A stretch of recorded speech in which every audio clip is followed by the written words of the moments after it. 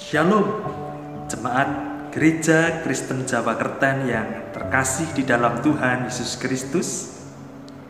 Apa kabar Bapak Ibu Saudara dan anak-anakku yang terkasih?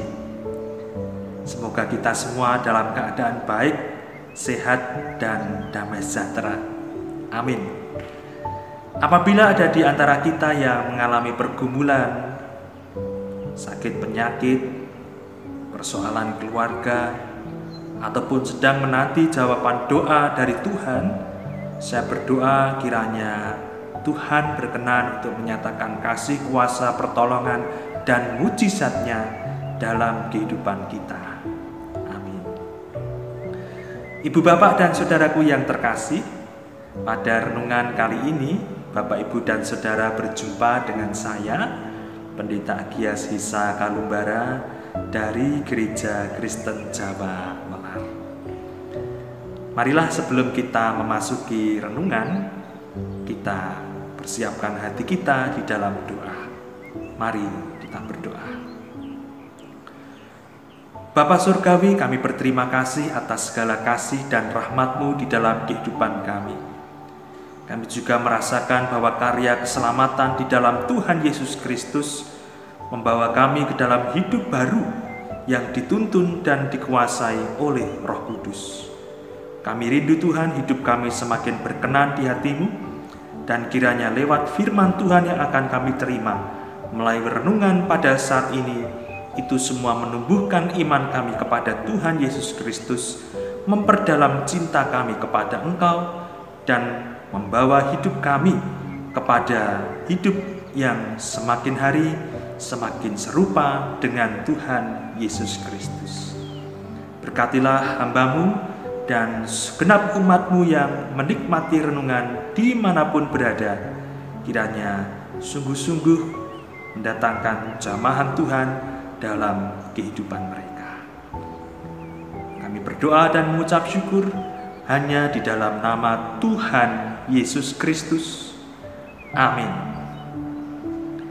Puji Tuhan, Bapak Ibu dan Saudara yang terkasih, marilah pada saat ini kita membuka Alkitab kita di dalam Injil Matius pasal yang kedua, ayat 10 dan 11. Injil Matius pasal yang kedua, ayat yang ke-10 dan yang ke-11. Firman Tuhan menyatakan demikian. Ketika mereka melihat bintang itu, sangat bersukacitalah mereka. Maka masuklah mereka ke dalam rumah itu dan melihat anak itu bersama Maria ibunya, lalu sujud menyembah dia.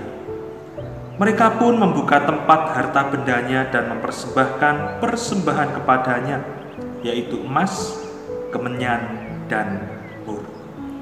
Demikianlah firman Tuhan. Berbahagialah setiap orang yang mendengarkan dan memelihara firman Tuhan senantiasa. Maranatha. Saudara dan saudariku yang terkasih dalam Tuhan Yesus Kristus, adakah dari antara kita yang merasakan masa Advent dan Natal tahun ini terasa berbeda dengan tahun-tahun sebelumnya? Wah, pasti semua merasakan ya. Oh iya Pak Pendeta, beda banget tahun ini. Ya betul, karena adanya pandemi virus COVID-19. Tetapi apakah situasi dan suasana yang berbeda dengan Natal tahun-tahun sebelumnya membuat kita kehilangan sukacita Natal? Jangan sampai, saudaraku. Jangan sampai situasi dan kondisi yang ada di sekitar kita merenggut, merebut, dan menghilangkan sukacita Natal di dalam hati dan kehidupan kita. Kenapa? Karena sekalipun situasi dan kondisi bisa berubah-ubah, tetapi Natalnya tetap sama. Tuhan Yesus tetap lahir, Tuhan Yesus tetap anak Allah yang hidup, firman Allah yang menjadi manusia. Tuhan Yesus tetap juru selamat kita. Tuhan Yesus tetap datang membawa terangnya yang ajaib. Tuhan Yesus tetaplah penasihat yang ajaib, Raja Damai yang akan menjadi penyelamat seluruh umat manusia, seluruh dunia, dan seluruh semesta ini. Sehingga mengapa kita kehilangan sukacita Natal? Sebab Natal sesungguhnya adalah peristiwa di mana Allah menyatakan keberpihakannya kepada manusia. Di masa Advent ini, saudara dan saudariku yang terkasih, kita dituntun oleh Tuhan melalui karya Roh Kudus agar kita tidak kehilangan 2 poin penting dalam hidup beriman kepada Tuhan. Yang pertama adalah sukacita, karena mengingat peristiwa Natal yang pertama, First Noel, ribuan tahun yang lalu. Tuhan Yesus lahir dalam dunia di tempat yang sederhana, merendahkan diri menjadi sama seperti manusia. Itu membuat kita semua merasakan ada sukacita. Tetapi kita juga teringat bahwa Advent yang berasal dari kata Adventus yang berarti kedatangan, mengingatkan kita kepada kedatangan Tuhan Yesus Kristus kali yang kedua. Sehingga kita perlu mempersiapkan diri dengan hidup suci dan saleh sesuai dengan tuntunan sabda Tuhan. Itulah paling tidak ada 2 hal penting yang perlu kita bangun di masa Advent Natal: sukacita dan hidup suci atau saleh. Saudara dan saudariku yang terkasih dalam Tuhan Yesus Kristus, ada sebuah pujian yang seringkali dinyanyikan di momen-momen Natal, yang pada awalnya dinyanyikan oleh sebuah vokal grup dari Amerika Serikat, Avalon, We Were the Reason. Pujiannya menyatakan kurang lebih demikian: waktu kecil kita merindukan Natal dan semua hadiah yang menawan, namun tak menyadari seorang bayi telah lahir, bawa keselamatan untuk manusia. Dan seterusnya. Refrennya menyatakan, karena kita Dia menderita, karena kita Dia disalibkan, agar dunia yang hilang diselamatkan dari hukuman kekal. Satu pujian yang sangat indah, yang menyentuh hati ketika kita rasakan dan kita naikkan dengan penuh iman, cinta, dan syukur kepada Tuhan. Saudara dan saudariku yang terkasih dalam Tuhan Yesus Kristus, pujian tadi menunjukkan kepada kita bahwa fokus Natal kita sesungguhnya bukan pada apa yang kita terima saja, tetapi juga tentang apa yang bisa kita berikan kepada Tuhan. Firman Tuhan di dalam Injil Matius pasal yang kedua ayat 10 dan 11 mengajak kita semua untuk memasuki sebuah refleksi mendalam tentang perjumpaan manusia yang berdosa dengan bayi mungil nan kudus, yaitu Tuhan Yesus Kristus. Respon manusia ketika melihat kehadiran Allah di dalam kehidupan mereka yang berdosa adalah sukacita. Ketika mereka melihat bintang itu, sangat bersukacitalah mereka. Orang-orang Majus baru melihat bintangnya Tuhan, bintang Sang Raja, bintangnya Sang Pemimpin. Baru melihat bintangnya saja, orang-orang Majus itu sudah sangat bersukacita. Saudara dan saudariku yang terkasih, di dalam kehidupan kita kadang-kadang sukacita kita itu terenggut oleh berbagai macam hal. Pandemi corona, usaha seret, sakit penyakit, pergumulan keluarga, kemudian pendapatan yang menurun, belum lagi persoalan-persoalan yang sudah mengantri untuk datang dalam kehidupan kita. Tetapi saudaraku yang terkasih, marilah kita senantiasa mengarahkan fokus kita kepada Tuhan. Ketika sukacita dari Tuhan menguasai kehidupan kita, maka masalah boleh datang silih berganti. Pergumulan ada, persoalan masih kita hadapi, tetapi kita tidak menghadapinya sendirian. Sebab dengan sukacita, maka kita akan digerakkan dengan semangat, dengan urapan Roh Kudus untuk dapat melakukan yang terbaik di dalam kehidupan kita. Saudara dan saudaraku yang dikasihi oleh Tuhan Yesus Kristus, hati yang tetap bersukacita memampukan kita untuk melihat karya Tuhan dalam kehidupan kita.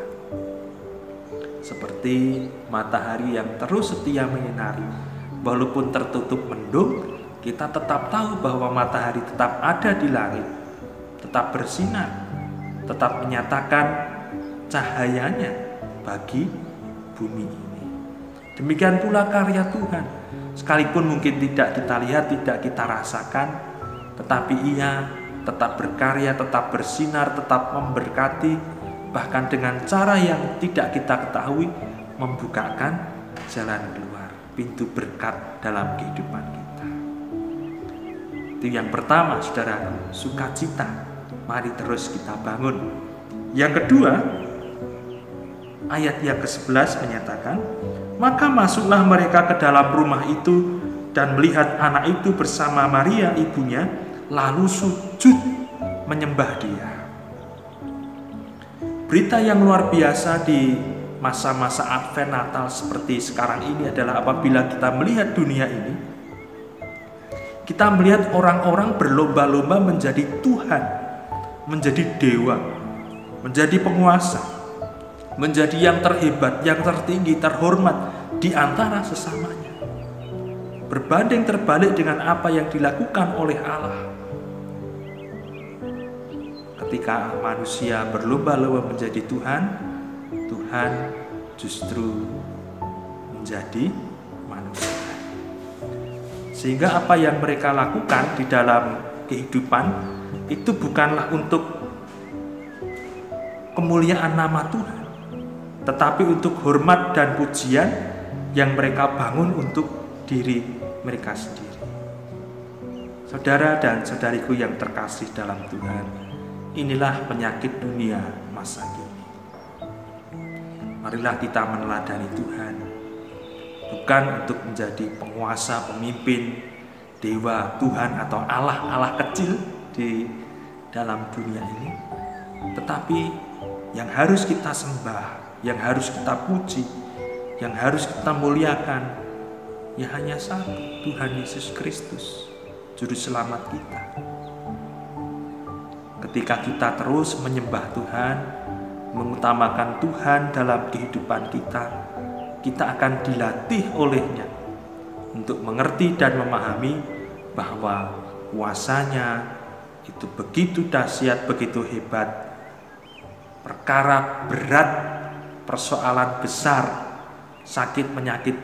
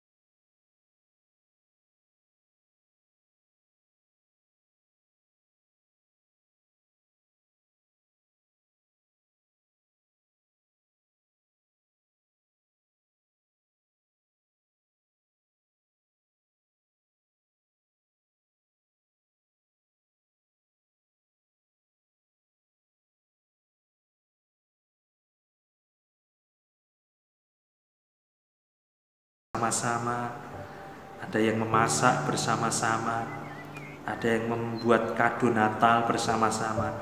Kebersamaan itulah, saudaraku yang terkasih, akan menolong kita untuk menghayati bahwa Natal adalah soal memberi, bukan hanya diberi saja.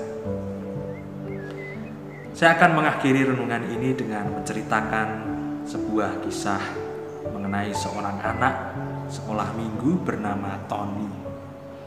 Tony ini adalah seorang anak miskin. Ayahnya sudah meninggal dan ibunya bekerja sebagai pemulung. Ia rajin mengikuti sekolah minggu, dan pada suatu kali di sebuah acara sekolah minggu ia mendengar pengumuman dari guru sekolah minggunya. Anak-anak, pada hari Natal tanggal 25 Desember kita akan mengadakan perayaan Natal sekolah minggu.